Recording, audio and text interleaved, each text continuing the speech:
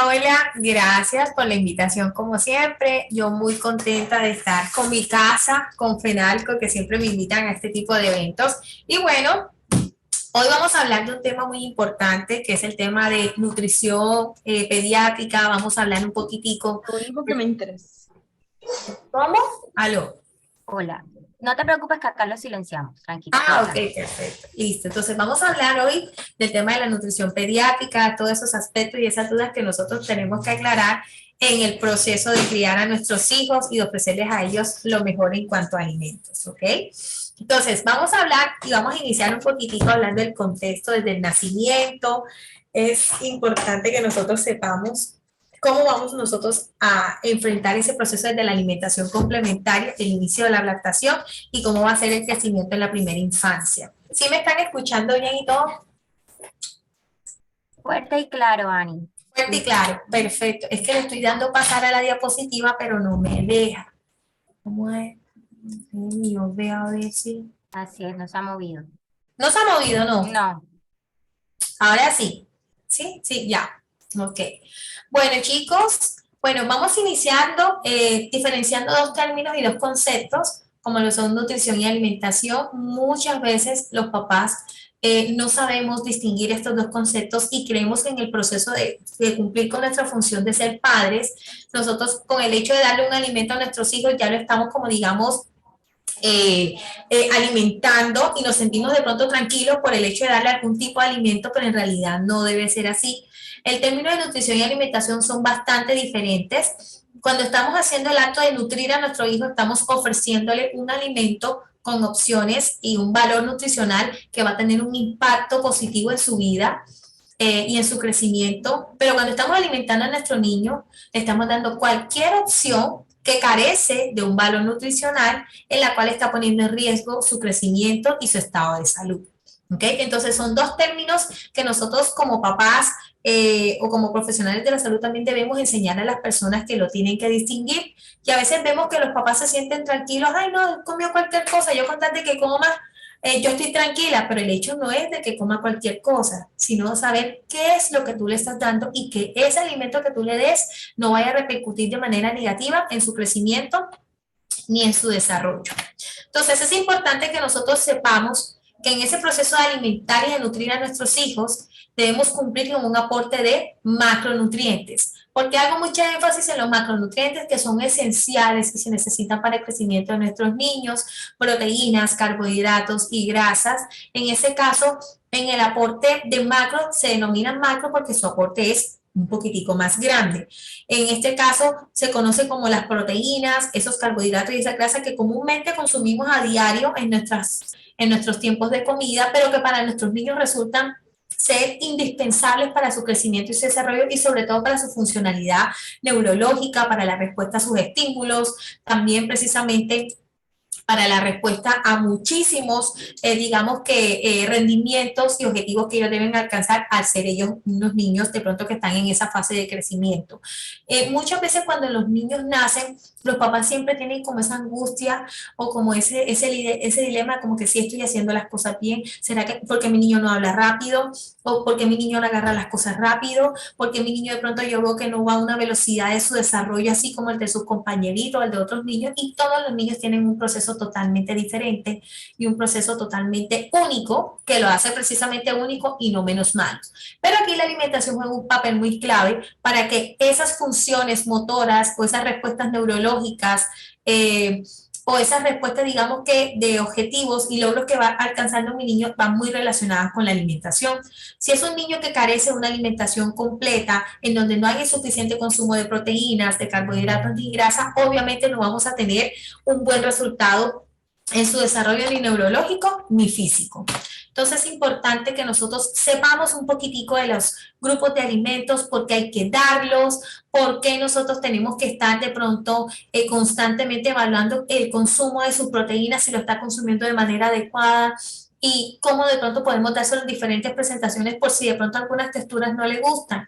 Las proteínas como tal, como en ocasiones se los he dicho, tienen un papel fundamental en la producción de músculo, en la reparación y la producción de tejido y preparación de tejido en nuestro cuerpo. Es aquel que nos ayuda a recubrir nuestros huesos y nos ayuda a almacenar esos nutrientes que necesitan nuestros huesos para crecer.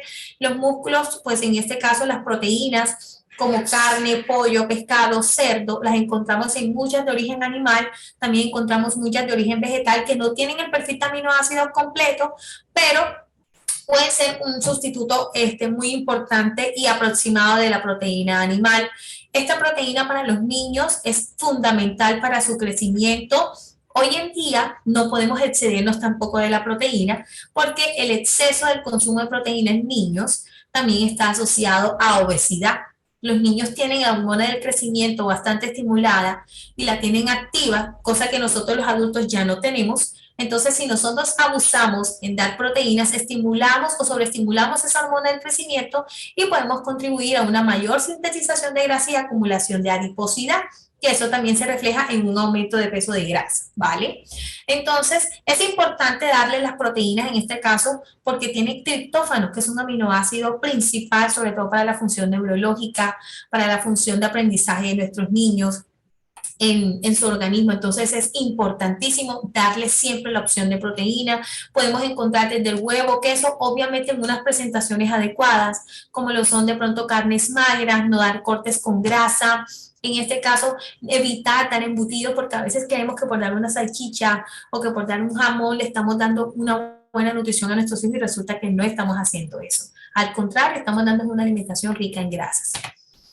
Vamos también con los carbohidratos. Hoy en día, como se ha disparado tanto el sobrepeso y la obesidad en nuestros niños, los papás están en un punto en que le temen mucho a las harinas y no quieren darle ningún tipo de harina a los niños o le controlan demasiado los carbohidratos. O vamos también al otro extremo de los papás que dan demasiada azúcar refinada en golosinas, en mecatos, de pronto en dulces, en postres, que obviamente en los niños le va a aportar es precisamente azúcar y más nada. Los carbohidratos es una fuente principal de energía para ellos, la necesita también su cerebro en forma de glucosa, la necesita también su músculo para esas reservas de glucógeno en nuestros niños, para esa formación también de tejido muscular. Entonces son fundamentales, pero la idea es que nos vayamos a esos carbohidratos que sí van a tener un buen aporte de energía y de fibra en ellos, como lo podemos encontrar en el pan de avena, pan de centeno, podemos encontrar papa, yuca, ñame, plátano, esos carbohidratos o esas harinas de la tierra que no están procesadas y que tienen un buen aporte nutricional y que no tienen un exceso de azúcares o un exceso de grasa que de pronto sí puede contribuir a una ganancia de peso. Como todo alimento se debe dar en las proporciones adecuadas, no exagerando ni omitiéndolos por completo. Imagínense un niño sin que pueda comer papa, yuca o plátano, ñame. ¿Cómo sería ese niño? Sería un niño muy cansado, sería un niño muy fatigado y todo eso el cuerpo digamos que lo necesita. Recuerde que ellos están en una actividad física constante, pero al mismo tiempo también tienen una actividad académica y una actividad neurológica y mental que les genera también un alto gasto energético. ¿Ok?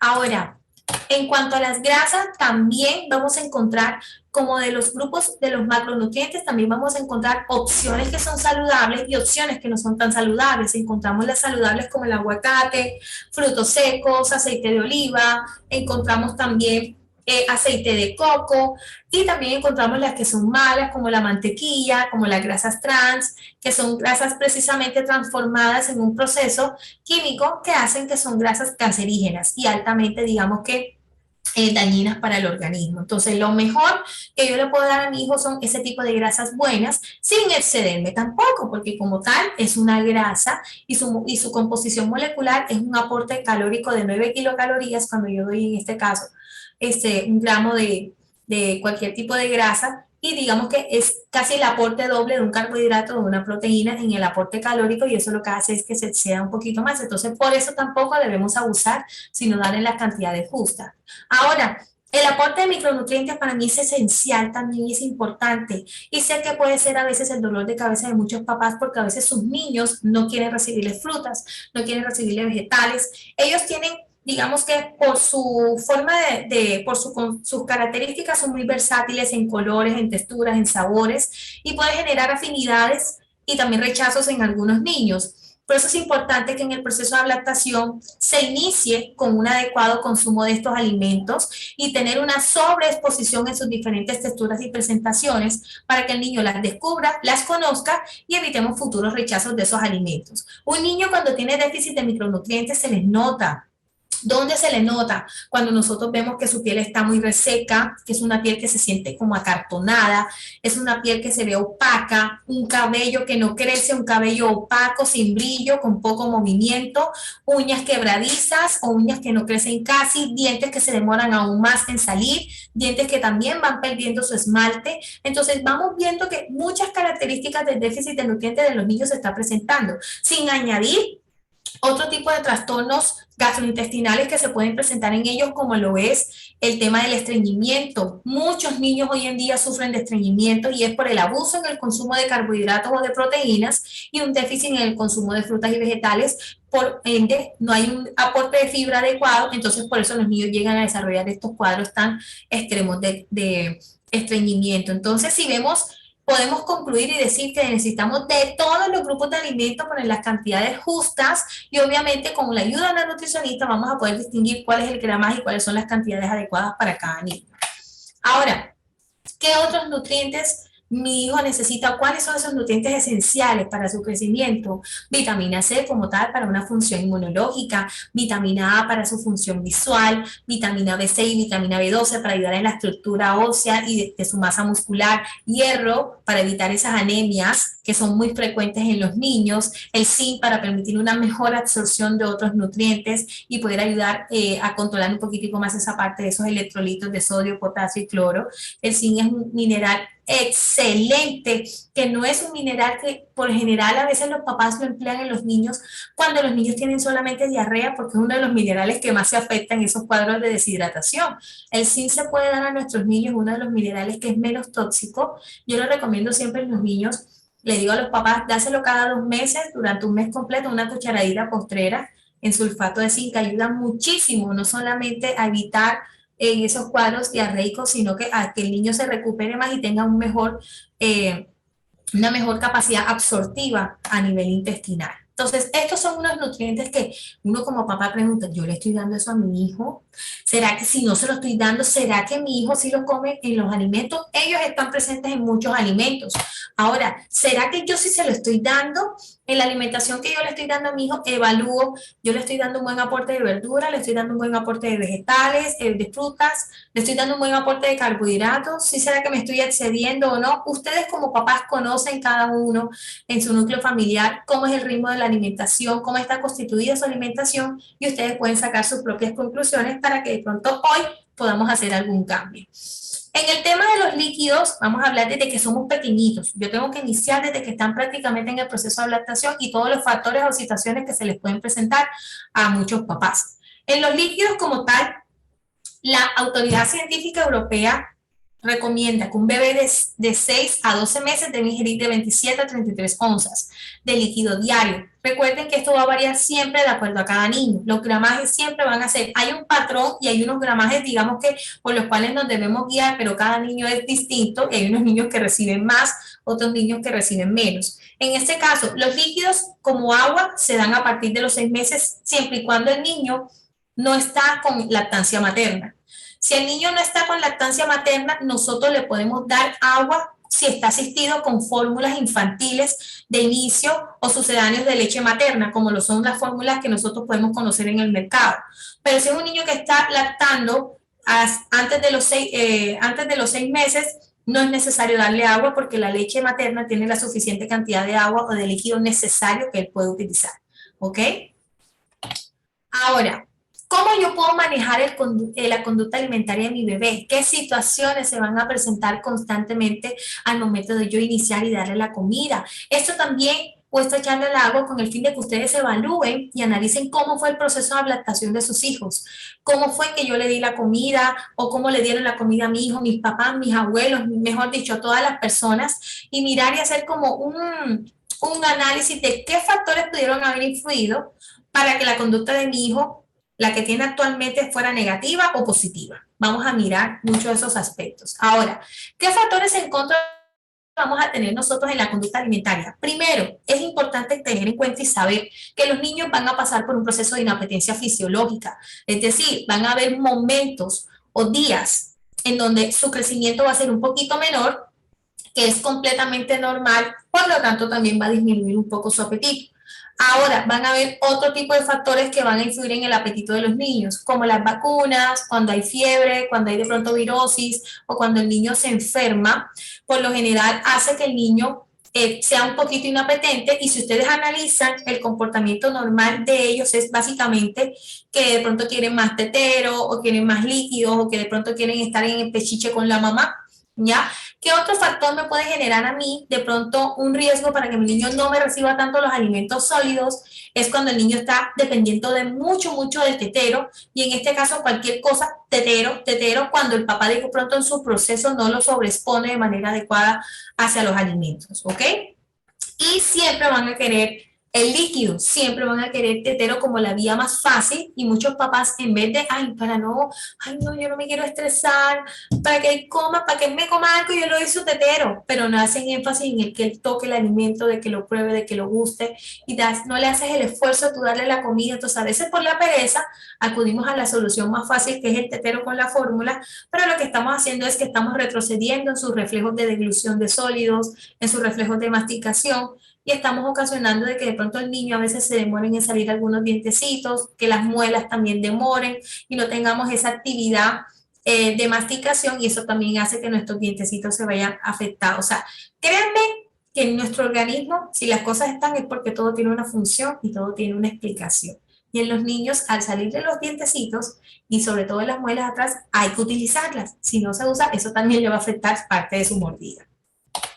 Ahora, ¿qué es importante nosotros tener en cuenta? Cuando a veces le dan la comida a los niños, se van a presentar situaciones como que el niño se llenó de líquido y ya no les recibe los alimentos sólidos. Por eso hay que ser muy, digamos que muy controladores en el suministro de sólidos y luego líquidos. Ellos muchas veces van a poner condiciones como, ay, ya me lo tragué, dame agua, mamá.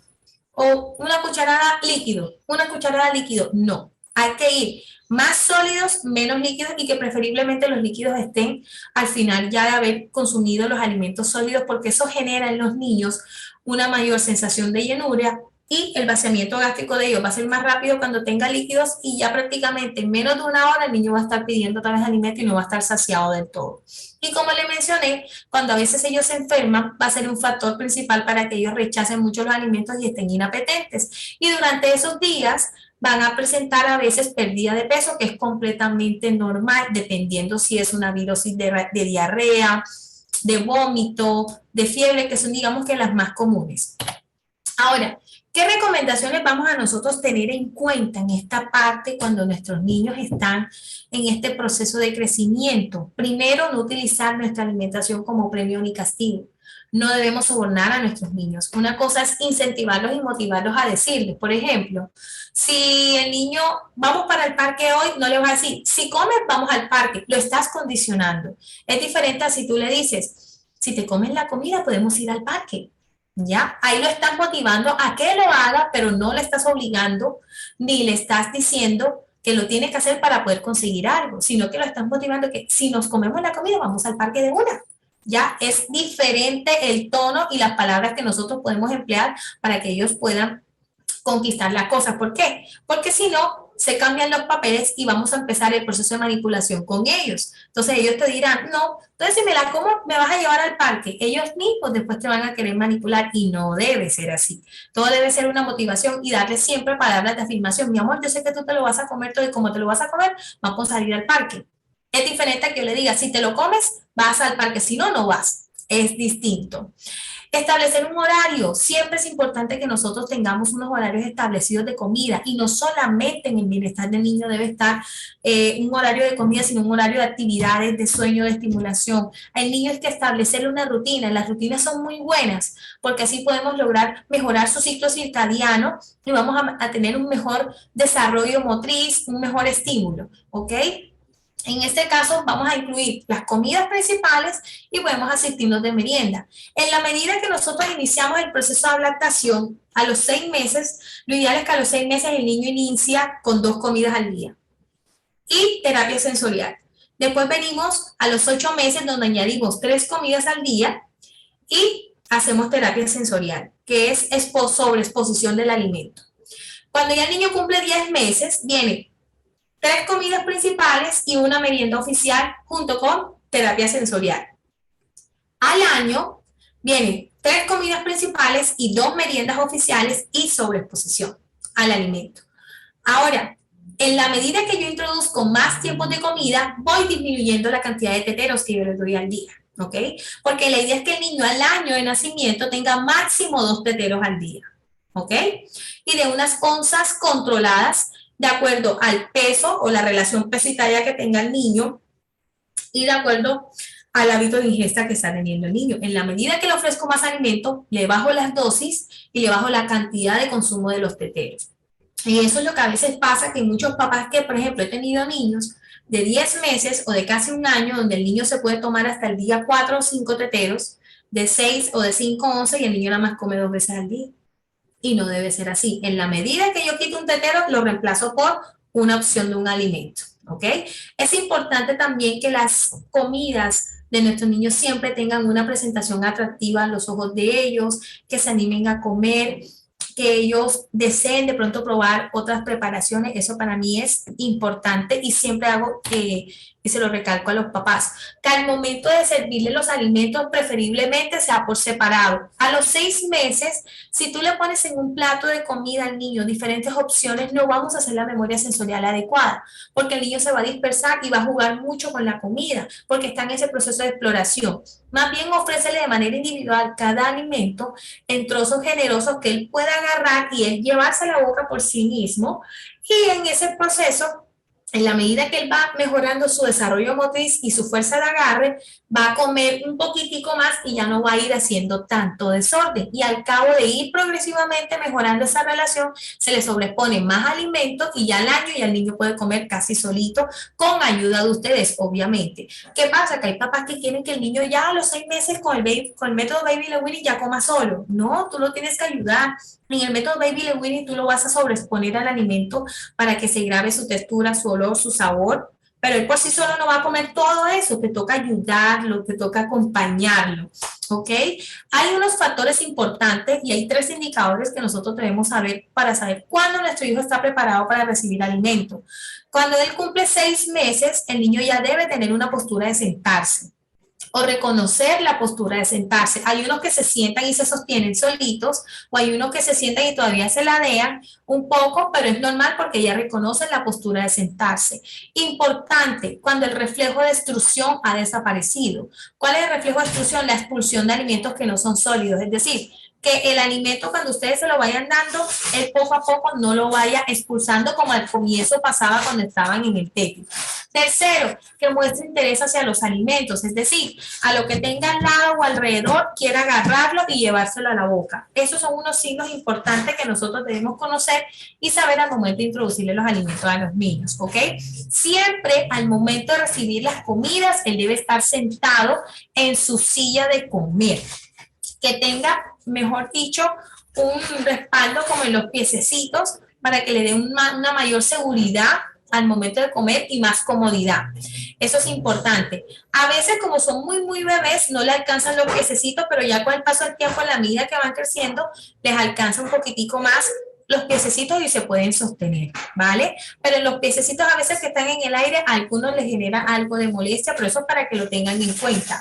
La rutina debe ser, cuando yo le voy a dar la comida, preferiblemente sin camisa o sin ropa, solo en pañal. ¿Para qué? Para que tengan un contacto también en la textura con ciertos alimentos o con ciertas superficies frías o calientes, en este caso muy tibiecitas o también muy frías, dependiendo de la presentación del alimento que se le dé, para que también ellos se ensucien y ese tacto vaya a mejorar un poquito esa relación con la comida y no vaya a generar asco ni traumas por textura. En este caso, yo siempre recomiendo las sillas para los niños de cualquier material, pero me gustan más las de madera porque resultan siendo más firmes y más cómodas para ellos. Y de hecho hay unos estudios que verifican que los niños, cuando comen en mesitas así para comer sencillitas, que tienen un respaldo en sus piececitos, les da mayor comodidad y mayor seguridad al momento de recibir sus alimentos. ¿Ok? ¿Cuándo es importante yo reconocer que mi bebé o que mi hijo tiene hambre? Por ejemplo, si es un bebé que viene haciendo berrinches y golpea sus juguetes o se pone irritable, en este caso cuando comienza a hacer gestos con las manos para llamar la atención, importante cuando quiere alcanzar la comida o cuando quiere, de pronto ve que alguien está comiendo y les está pidiendo o quiere agarrar lo que esa persona está comiendo. En este caso, a veces agua, tete, cuando ya empiezan a hablar, o a veces simplemente con el llanto y la irritabilidad. Ahora, muchos papás me dicen, doctora, es que él no quiere más, ya él juega mucho con la comida y ya yo no le doy más. Hay algo diferente que pasa cuando ya el niño, digamos que ya ha acabado o ya está satisfecho. Cuando el niño ustedes le están dando la comida, sea con la cuchara o con la mano, y él tiene algo en la boca, ellos por lo general se demoran en su proceso de saborear, se demoran en su proceso de masticar y muchas veces le dan la cuchara y al ratico ya le quieren dar la otra y él les voltea la cara como símbolo de rechazo. Eso muchas veces quiere decir, no es que no quiera en el momento, sino que hay que dejarlo a que él simplemente termine de saborear y trague para que él después, él por sí mismo, interesado, te va a pedir o te va a buscar con la mirada de que quiere más, ¿ok? Eso es importante, darle su momento, su tiempo y su espacio para que ellos disfruten ese alimento. Importante, cuando ya ellos empiezan a mover la cabeza en todos los sentidos y ves que no hay alimento en la boca, eso quiere decir que ya no quiere más. Cuando ves que empieza a jugar con la comida y no se la lleva a la boca, es un símbolo también de que ya está saciado, ¿ok? O cuando se cubre la mano, las manitos en su rostro, o cuando a veces cruza los brazos y ya no quiere, o también cuando viene acompañado de mucho llanto o cuando se duerme con la comida en la boca. Entonces siempre es importante, si vemos que nuestro bebé o nuestro niño tiene mucho sueño, está somnoliento, no es ideal darle el alimento porque se va a quedar dormido. O sea, un niño que está irritado, o por ejemplo, cuando llegan a los 2 años, como le dicen los tormentosos 2 años, los terribles 2 años, que es cuando empiezan la época de los berrinches, cuando ellos empiezan a llorar porque desean algo, muchas veces van a decirte no o te van a rechazar el alimento como respuesta a eso que tú no le diste o a eso que él quería. Y muchas veces no es el hecho de que no tengan hambre, sino que va a ser simplemente una respuesta como a un berrinche. Y al ratico te van a pedir el alimento. Entonces, cuando estén en esos momentos de berrinche irritable, no es el momento adecuado para iniciar la alimentación porque te la va a tirar o simplemente no te la va a querer recibir. ¿Listo? Es importante que el niño reciba los alimentos tranquilo, calmado, que reciba los alimentos de manera alegre, con juegos y con cantos y no con exposición a pantallas. Yo sé que muchos papás ayudan hoy en día de eso, pero eso es lo que nos crea niños que no tengan una memoria sensorial y que coman por inercia. Comen, pero el día que no esté la pantalla y le den los alimentos que suelen darle, el niño no va a tener una memoria sensorial y lo va a rechazar porque no está detallando, ni saboreando, ni observando las características de ese alimento. En la estimulación sensorial es importante siempre hacerla. Es importante hacer pruebas de sabores, pruebas de texturas, de olores y reacciones a combinaciones de alimentos, que eso es importante. Porque a veces los niños no comen por eso, precisamente porque no se hace una sobreexposición y no se les enseña de manera adecuada cómo deben introducirse los alimentos en las texturas, en las cantidades y también con los objetos o elementos que nosotros nos ayudamos para que ellos coman, como puede ser un plato de comida, como puede ser de pronto una cuchara. Entonces hay que tener mucho tacto al momento de iniciar eso. Ahora, la situación actual y es uno de los motivos de consulta de los papás es ¿por qué mi niño no come? Sé que muchos de pronto de ustedes en su casa han tenido que tener estas situaciones de por qué mi hijo no me rechaza algunos alimentos o pasan por las situaciones donde, doctora, mi hijo comía de todo, pero cuando empezó en el colegio o de un momento para acá, mi hijo ya no come.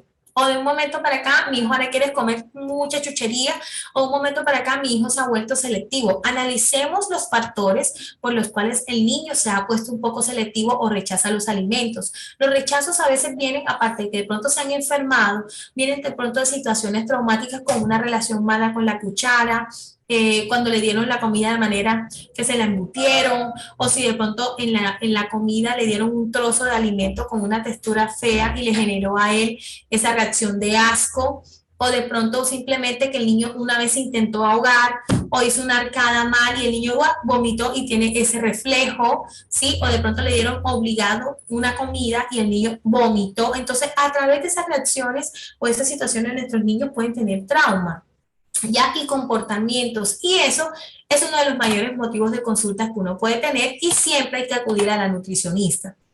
Ahora, ¿por qué se puede presentar la inapetencia? Esta se manifiesta simplemente por el interés o incluso un reclamo perdón, un rechazo a algunos alimentos de forma continua. Esto no debe ser constante. Estos son comportamientos atípicos. No hay una causa como tal física, una causa orgánica como tal que se produzca. Simplemente en los niños hay cuadros de inapetencia momentáneos y tienen que mirar que eso se presenta en muchos niños que se desarrollan normalmente, ¿ya?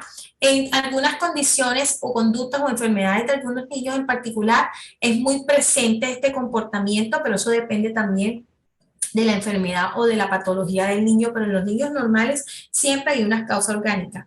Los papás siempre se dicen, doctora, no, es cuando los niños cuando estaban pequeños la mayoría comen, pero cuando ya tienen 1 año y medio, 2 años cambian, y es así. La alimentación de nuestros niños o su conducta alimentaria siempre va a fluctuar. La conducta alimentaria de los niños nunca va a ser igual, nunca va a ser perfecta, nunca va a ser plana, siempre van a haber picos o momentos donde nuestro niño va a comer muy bien, como hay momentos donde nuestro niño no va a comer casi.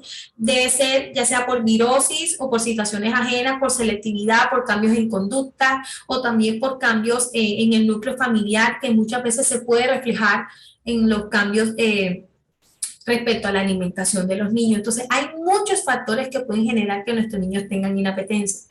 Lo importante es que nuestros niños, siempre esta inapetencia se vaya controlada con algunos procesos de selectividad, porque esa inapetencia va a hacer que no coma algunas cosas, pero otras cosas sí la coma, y es cuando empiezan el proceso de selectividad. En la etapa del desarrollo infantil y la nutrición, ya está descubierto, declarado que los niños de 6 a 9 meses comen muchísimo más. Por eso ustedes ven que los niños antes del año están gorditos, están lindos, están pocochitos, pero apenas ellos inician el año o casi el año y medio, empiezan a comer un poquitico menos. ¿Por qué? Ya caminan, están más dispersos, están pendientes en descubrir su entorno, están atentos en jugar, en hacer otras acciones que netamente comer. A diferencia que cuando un bebé nace, lo que más busca es comer y llora. ¿Por qué? Porque tiene hambre o llora porque tiene sueño. Pero esas son básicamente la necesidad principal que tiene el niño, porque todavía no ha descubierto otras cosas. Ya a este punto los niños ya comen un poquitico menos y de hecho si analizan, siempre son gorditos o tienen un muy buen peso. La mayoría, claro está, porque también hay cuadros de bajo peso cuando vienen con bajo peso al nacer. Cuando ya ellos llegan al año y empiezan a caminar, ya los rollitos se van desapareciendo, se vuelven alargados y van creciendo un poquito más porque inician una etapa de estirón. Ahora, esa inapetencia siempre debe ser evaluada por una nutricionista y por un pediatra que nos permita de pronto hacer un análisis más allá con la familia, identificar cuáles son esas falencias que puede tener la familia o el niño y qué puede estar afectando al niño para que pueda desarrollar esta conducta o este comportamiento. Siempre, como les dije, la alimentación de los niños va a fluctuar, siempre va a ser, nunca va a ser constante, nunca va a ser plana, pero es importante identificar esos factores de riesgo, qué está pasando en la casa, porque el niño si antes comía dejó de comer, qué fue, qué sucedió cuando hay cambio de niñeras, cuando hay cambio de cuidador. Eso también influye muchísimo en que nuestro niño cambie en la alimentación.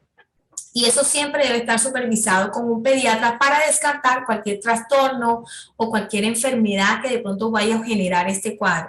Si de pronto en la evaluación con el pediatra el niño no le salió absolutamente nada, podemos decir que de pronto puede ser un comportamiento de conductas, de berrinches, y evaluarse el mismo comportamiento de casa, es el mismo en el colegio. Siempre que los niños entran a etapa escolar hay un cambio en la alimentación. Sea positivo o sea negativo, siempre van a haber cambios. ¿Cuáles son las causas de la inapetencia? Primero, vamos a saber un poco de que es un proceso de aprendizaje inadecuado. Cada niño tiene un proceso de inapetencia totalmente diferente. Muchas veces la ansiedad que tenemos nuestros padres se lo podemos transmitir a los niños. También la sobrevaloración de los adultos con las comidas. Entonces, en este caso, ¿qué nosotros hacemos? A veces ponemos demasiada atención en ese tema de la comida y es lo que se presta para que ellos nos entren a manipular. Yo les doy un consejo a ustedes si tienen hijos o si los han tenido. Cuando son bebecitos, todo está perfecto. Cuando ya entran al año y medio, casi a los 2 años, empiezan los berrinches, empiezan un poquito de selectividades, van creciendo con esos patrones de selectividad y de inapetencia y empieza el proceso de manipulación, en el sentido de que muchos niños dicen, la mamá les dice algo, vamos a hacer tal cosa, hijo, ven y come. No, ¿por qué? No, no. Los papás automáticamente ponen cara de angustia y ponen cara de miedo, ay no, y comienzan todo el día, hijo come, ven, ven hijo come, y se pasan detrás del hijo todo el día para que el niño coma. Y esto es una muestra de manipulación, porque ellos no lo van a ver como, ay, no quiero comer o no tengo hambre, no, ellos lo miran como, tengo la atención de mamá todo el tiempo. Entonces van a querer siempre rechazar el momento de comer porque saben que mamá va a estar allí o que papá va a estar allí todo el tiempo, o que los abuelos van a estar allí todo el tiempo. Entonces, resulta ser un proceso de manipulación. ¿Por qué? Porque esos chicos que a veces tienen inapetencia, créanme que de hambre no se van a morir, porque ellos comen lo que quieren comer. Pero lo otro que de pronto les corresponde comer, les van a decir que no. ¿Por qué? Porque enseguida mamá, hijo, pero ven, come. Entonces, no hay que darle demasiada atención, sin darle atención, claro está. Hay que prestarle atención a eso porque es un tema importante que el niño coma.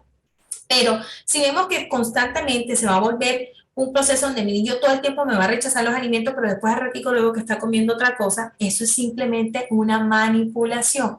Si el niño no quiere comer, ustedes lo que van a hacer es decirle, ok, mi amor, listo, cuando tú quieras, y no le van a dar importancia al hecho de que él no quiera comer, le van a dar la misma comida que le ofrecieron, porque como le cambien la opción, siempre va a querer ese plan B o esa segunda opción o va a decir, no, yo no voy a comer eso porque mi mamá me va a hacer lo que a mí me gusta. Entonces, con los niños no podemos manejar dualidades. Con los niños hay que manejar un mismo patrón de crianza, tanto en conductas, en corregirlos, en darles disciplina, como también en la alimentación. Como siempre le ofrezcamos una opción B en alimentos, siempre se van a ir por la opción B y no van a querer comer el alimento que les corresponde. También la inapetencia se da porque pican mucho entre una comida y otra y no se comen las comidas completas o las comidas principales. Y van a estar todo el tiempo, pique aquí, pique una merienda, pique aquí con una papita, pique ahorita con una golosina y claro, se llenan, pero no se llenan de una manera prolongada cumpliendo con los tiempos de comida adecuados. ¿Ok? También importante, cuando se consumen demasiados alimentos procesados, como les dije, golosinas, mecatos, dulces, bebidas o refrescos, ¿ok? Es importante también conocer que las causas de la inapetencia también van asociados a enfermedades, como se los dije, a un crecimiento muy tardío de los dientes o accidentes que se presentan, pero ya esas son condiciones clínicas y más particulares. También cuando tenemos acontecimientos familiares o sociales como el nacimiento de un hermano, cuando entran en ese proceso de duelo y de celo, cuando viene un nuevo miembro de la familia. ¿Por qué? ¿Qué pasa allí? Ahí se detiene todo. Quedan los avances que antes habían tenido, de pronto se detienen porque ve que el hermanito está tomando tetero, entonces vuelven a pedir tetero y quieren tetero y quieren tetero. Ya, entonces en este caso es involucrar en las actividades del hermanito para hacerle ver de que él debe ser ese modelo para su hermanito y que él debe comer, que los papás van a comer lo mismo que él, siempre sentarse en la casa con él al mismo tiempo, nunca hacerlo sentir diferente, ni hacer sentir diferente su comida, sino que la comida es lo mismo que van a comer todos en la casa, ¿ok? En la etapa de la escolarización, como les dije, siempre hay un cambio de conducta alimentaria, un cambio de domicilio o el fallecimiento de algún familiar. O sea, siempre vamos a tener muchos factores y situaciones que se van a presentar para que nuestro niño tenga un cambio en su conducta alimentaria. ¿Qué otras conductas pueden tener nuestros niños al comer? Aquí yo me imagino que están tomando nota, identificando qué situaciones se pueden presentar. Primero, manías al comer. Si solo como un alimento, el mismo alimento, comida tras comida. En este caso, ojalá pues se permitiera si es un alimento sano, ¿ya? O si de pronto el niño juega mucho con los cubiertos, el niñito de pronto da vueltas para masticar, ya cada niño tiene un comportamiento diferente al momento de comer. ellos muchas veces les van a hacer huelga de hambre y esas huelgas de hambre vienen siempre acompañadas de cuando le quitan el alimento que ellos normalmente quieren comer y que de pronto no es saludable. Esas huelgas de hambre vienen, por supuesto, cuando no quieren comer verduras y le quitan golosinas o le quitan dulces o le quitan galletitas, mecatos y esas cosas. Por lo general, aquí el niño se niega a comer lo que siempre se le ofrece y siempre quiere algo distinto y es donde nosotros no podemos entrar a darle una opción B.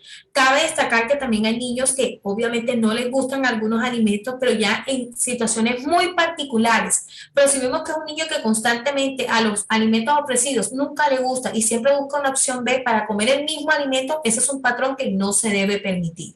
¿Ok?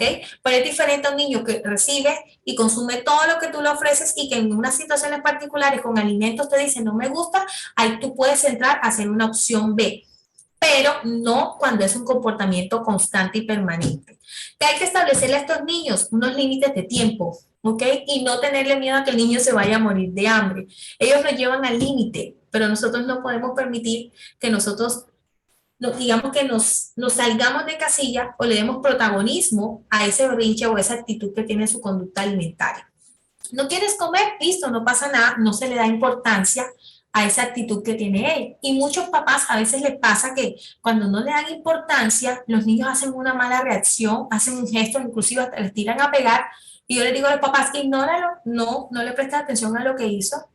Y ellos se quedan como que, no me estás viendo, no, me estás ignorando, no me estás viendo. Y vuelven a hacer el mismo gesto para que el papá los vea. Entonces ahí es donde hago el ejercicio con los papás y les digo, eso es manipulación. Eso no es que no quiera el alimento, eso es que no le guste, porque sé que ahorita que se le pase te va a pedir otra cosa o va a comer otra cosa. Entonces es siempre identificar el universo en el que estamos con ellos. ¿Qué otras conductas vamos a tener? El niño televidente. El niño que obviamente quiere comer siempre puesto a pantallas y a televisor y que te condiciona a que si como si me pones los muñequitos, como si me pones Peppa Pig, lo que sea. No, al momento de comer siempre traten de hablar, siempre traten de jugar, de inventarse dinámicas, de cantarles, de hacerles jueguitos, pero no depender de una pantalla, porque en la pantalla no hacen el proceso de memoria sensorial que yo busco, que es identificar un alimento de manera adecuada donde lo reconozca por su color, por su figura, que reconozca y que tenga una percepción de sabor adecuada de ese alimento. Es decir, que si yo mordí la naranja, él me tiene que decir que la naranja es ácida, no que la naranja, o que es dulce, no que la naranja es amarga, o que me diga que de pronto mordió una pitaya y que me diga que la pitaya es ácida. No, hay que mirar cómo es la percepción de sabor que van teniendo nuestros niños y de textura. Así que en lo posible, cero pantallas al momento de comer. Las conductas y los berrinches son los niños más comunes que lloran y se quejan siempre de la comida que se les sirve. Si el niño no se comporta debidamente, haga, en este caso, que hágalo o rétalo, más bien, ¿ok? Y no lo vas a poner, lo vas a poner un poquito alejado de la mesa hasta que la comida haya terminado, pero no se puede parar de allí, porque ese es el lugar que él debe tener para cumplir con ese deber, ¿ok? Y en este caso, si es un niño que no quiere comer esa comida, le vas a guardar la misma comida para el próximo tiempo de comida, no le vas a dar otra comida, porque en este caso no estamos para condicionarlo o para que coma la carta, sino que en la casa todos deben comer lo mismo y no darle protagonismo. Cuando es un niño que llora mucho y llega al punto de ser un niño que es demasiado llorón, es porque se le ha dado demasiado protagonismo en el momento de comer. Importante, hay muchos niños, no sé si les ha pasado a algunos hijos de ustedes, que tienen la dieta blanca, que son niños que les gusta comer por lo general solo pastas, solo papas, solamente leche y en este caso alimentos que son muy almidonados, pero que son así. Y es una dieta que es muy poco grande, muy variada, pero es una dieta en este caso que es pura chuchería y calorías extras, pero básicamente carece de fibra y carece hasta de un buen valor proteico. Vamos ahora con otra importante, la selectividad o miedo a probar alimentos nuevos. Aquí por lo general nunca quieren probar un alimento nuevo y siempre dicen no me gusta y nunca lo han probado, ¿ok? Lo ideal es que nosotros sobrepongamos a nuestros niños a los alimentos y que siempre le demos el chance de que ellos coman el alimento mínimo o que lo prueben mínimo 15 veces en diferentes texturas, en diferentes presentaciones y allí vamos a identificar si de verdad le gusta o si de verdad no le gusta. A mí me pasa mucho con el aguacate y con los niños, que los niños el aguacate de pronto entero no les gusta, pero el guacamole sí les gusta, ¿ya? O hay otros que les pasa lo contrario. Hay unos que el huevo no les gusta cocido, sino que les gusta revuelto. Hay unos que de pronto el huevo les gusta es con la yema bien combinado, que se vea todo amarillo.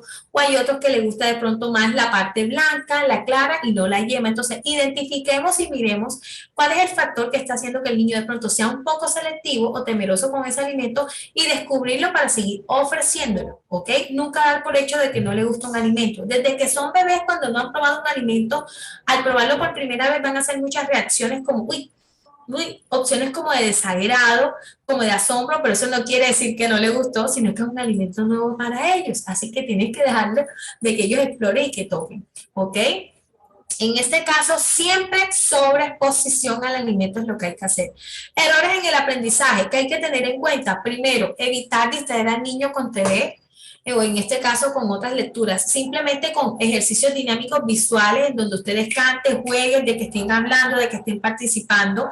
Nunca persuadirlos o convencerlos con premios o castigos, nada de chantajearlos, nada de amenazarlos, por supuesto, ¿ya? Y nada de que coman a elección a la carta. No, en la casa todos comen lo mismo, porque si ven que una persona come algo distinto a ellos, ¿por qué Juanito sí come y yo no? Entonces todos por lo general hablar el mismo idioma.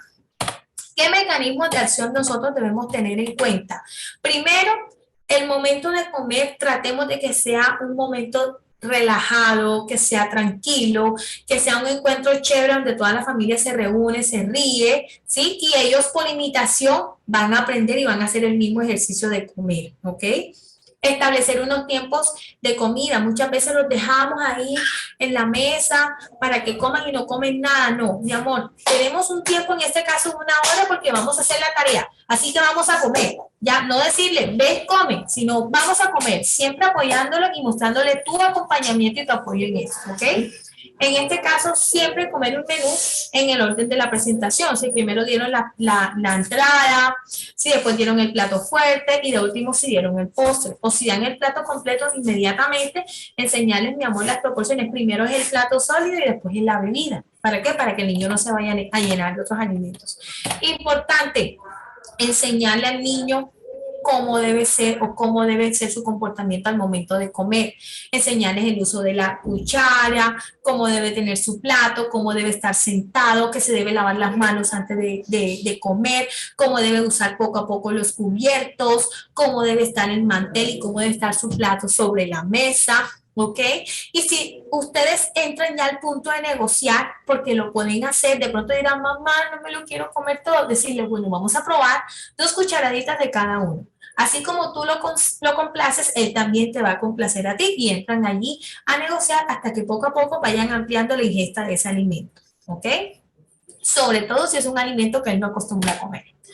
¿Qué otro mecanismo nosotros debemos tener? Primero, como nutricionista, yo debo concluir si el niño tiene un trastorno de conducta severo o no, y si eso está teniendo un compromiso nutricional en su estado de salud, es decir, en su peso o en su relación talla-peso, o si es un niño que me está afectando el crecimiento y ya se está manifestando con síntomas clínicos, ¿ok? Es importante reeducar siempre a la madre y al entorno familiar sobre la importancia de una alimentación que sea sana, que sea balanceada y sobre todo haciendo énfasis en que ese estado que tiene el niño no lo vaya a llevar a un estado de desnutrición o de complicación. En este caso siempre es importante corroborar si vemos que está en riesgo su peso o si está en riesgo la alteración de su estado de salud, solicitar ayudas diagnósticas con exámenes clínicos, hemoglobina, TSH o un examen parasitológico o un coprológico para ver si el niño de pronto está teniendo alteraciones de su peso, de su crecimiento asociadas a parásitos o microorganismos, ¿ok? Pero todo eso también se da en una consulta con el pediatra y crecimiento y desarrollo también con la nutricionista. ¿Qué es importante tener en cuenta? Que primero, el déficit de hierro no está asociado a una inapetencia. El déficit de hierro muchas veces se presenta en niños que hasta comen normal, ¿ya? Pero que a veces no comen el adecuado aporte de proteína. Parásitos no asociados a la falta de apetito, ¿ya? Lo importante es no suplementar con fórmulas hiperproteicas cuando no se hace necesario. No es suplementar por suplementar. Hay muchos papás que no, mi hijo no comió, inmediatamente viene la fórmula, el Pediasure o cualquier fórmula que puedan comprar para salvarle la patria. No. Esas fórmulas tienen una indicación y es cuando los niños están en bajo peso o en desnutrición. De resto no se pueden dar, porque lo que hacen es incrementar la carga calórica y por suplementar o exceder la suplementación, cuando llegan a la edad de la adolescencia, empiezan los niños a ganar más peso extra y viene el niño obeso y con sobrepeso. Los medicamentos no deben enviarse inmediatamente, sino en situaciones donde se amerite, es decir, no es medicar por medicar ni suplementar. Hay que mantener siempre un estado nutricional y una conducta con el niño y reforzar con sí cuando sea necesario y cuando el médico lo prescriba. Ani, una pregunta. Dime. Primero un comentario, la gente está que pregunta. Yo me voy con la primera. El Pediasure, ¿en agua o en leche? En agua. Siempre. Agua siempre, sí. ¿Por qué? ¿Por qué no con leche? Porque es que la leche ya tiene un aporte calórico y con el agua. Ani, y si le gusta, al niño le gusta más con leche que con agua, ¿cómo hago? No, ahí toca es con agua. Ahí toca con agua, enseñarlos con agua. El Pediasure se puede dar de diferentes maneras, lo puedes combinar con frutas o se lo puedes dar en helado también. Hay muchos que les gustan helado y ese los camufla a uno. Porque es que cuando hay papás que hacen unas combinaciones de Pediasure con fórmula o con Nestum Cerelac, con leche, o sea, son unas bombas atómicas que hacen para los niños, que eso lo que hacen es exagerar el peso de una manera impresionante. A veces hacen hasta cuadros diarreicos, pero es que lo que no saben los papás es que un vaso de Pediasure viene con un aporte calórico de proteína, de grasa y de carbohidratos. Eso te puede reemplazar una comida, eso no es una bebida que te complementa. ¿Ok? Entonces, ¿qué pasa? Que muchos papás inclusive le dan comida a los niños y le dan el tete, que es el Pediasure. Entonces estamos mejor dicho, suplementando a nuestros niños y estamos contribuyendo a un sobrepeso y no debe ser así. Si el niño está en un cuadro de desnutrición o de sobrepeso, sí hay que suplementar con otras vitaminas, con esas fórmulas hiperproteicas y en este caso incrementar la dosis, de pronto un tetero de tantas onzas, 2 teteros al día o 3 teteros al día, todo eso depende de cada niño. Gracias, Ani. Creo que perdí la materia. Sí, sí. Y bueno, mis amores, para finalizar, con amor y con motivación, los resultados son mucho mejor. Espero que les haya gustado. Traté de ser breve porque esto es un tema muy amplio. Súper. Bueno, acá tenemos varias preguntas, Ani. Ok. Rápidamente, aquí tenemos unos tiempitos para preguntas. Bueno, al año, ¿cuál es la mejor fuente de hierro? ¿Cómo? Al año, ¿cuál es la mejor fuente de hierro? Al año. La mejor fuente de hierro la encontramos en proteínas. La encontramos también en espinaca, la encontramos también en la guayaba, la encontramos también en carnes rojas, como es la carne de res, la encontramos también en el huevo. O sea, hay muchos alimentos que tienen un gran aporte de hierro. Ok, dice por acá, recomendaciones para meriendas del colegio en niños de 2 a 3 años. Mucha fruta, traten siempre de meter una opción de un carbohidrato, puede ser algo horneadito, unas croquetas de papa, unas croquetitas de plátano amarillo, waffles de avena, unos sanduchitos de pan de avena con pollito o con queso, esas diferentes opciones. Cantidad o porciones de alimentos para bebés de 8 meses. ¿Cómo? Cantidad o porciones de alimentos para bebés de 8 meses. Eso depende del percentil de crecimiento y del peso que esté el niño. Ya el gramaje exacto de un bebé como tal ya depende de cómo esté en el crecimiento él. Y también si nació con bajo peso o si nació con un normopeso, todo eso depende. Ok. ¿Niña de 3 años puede seguir tomando tetero? Lo ideal es que ya una niña de 3 años de pronto se complemente con una fórmula de crecimiento, ¿ok? Pero como tal ya no es para que recibiera tetero, sino vasito. Y eso, si está en riesgo de bajo peso o en bajo peso, si no, solo alimentación. ¿Qué alimentos no deben consumirse antes del año? Antes del año ni sal, ni azúcar, ni lácteos de origen animal. Lo que son la leche como tal no está prohibida. Los granos y los frutos secos yo los incluyo al año también. Que se pueden consumir los granos antes, no hay ningún problema. Inclusive yo los pongo ya casi a los 9, 10 meses, pero lo que son frutos secos como almendras, nueces, pistachos, los incluyo ya después del año, al igual que los lácteos de origen animal, que el azúcar y que la sal. Súper. Bueno, Ya no hay más preguntitas por acá. Ani, muchas gracias. Dime. Ya no tenemos más preguntas acá en el chat. Muchísimas gracias, estuvo espectacular. Con Para mí, gusto, mi corazón. personalmente lo necesitaba y me sirvió un montón, así que muchísimas gracias. Estoy segura que todas las demás personas que se conectaron también aprendieron muchísimo. Así que bueno, Maravilloso. bueno, aquí sale otra pregunta, vamos a ir, antes de irnos para que no quedarnos así. Tengo una niña de 7 años que es un problema para comer, nada quiere, nada le gusta, empezó esta situación cuando le empezaron a salir los dientes, ¿qué puedo hacer? No, hay que ya yo ahí tendría ya que evaluarla en consulta porque es que son muchas cosas para yo dar una respuesta así pronto. ¿Me entiendes? Ah, bueno. Bueno, Ani, nada, muchísimas gracias por aceptar esta invitación. Esperamos tenerte pronto por acá y bueno, gracias a todas las personas que se mantuvieron conectados hasta el final. Que tengan una feliz tarde. Gracias a ustedes. Bendiciones para todos. Un abracito, Ani. Gracias, chao. Chao, chao.